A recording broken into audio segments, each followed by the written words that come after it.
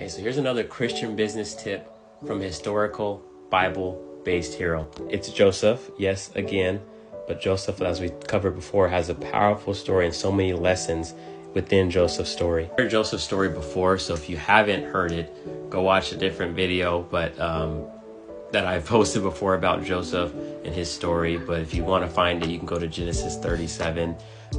But the purpose of this is responding to failure. This is the principle, and the one thing I want to pull out from that story of Joseph is that as we look at Joseph's story, he's went through so much stuff. He lost his mom. He was betrayed and thrown to slavery by his brothers. He was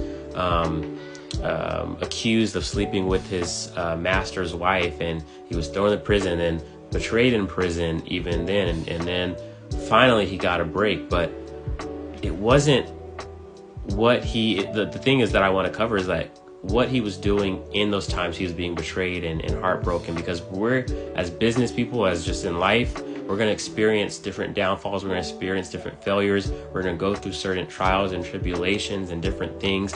But there's some things that we cannot control. But the thing that we can absolutely control is how we respond to that, our attitude. That's the only thing we control. We can choose to show up and still serve as if even Joseph was in prison, he was still serving as if he was serving in the palace, as he was just doing things for the glory of God, regardless of the circumstances and the things around him.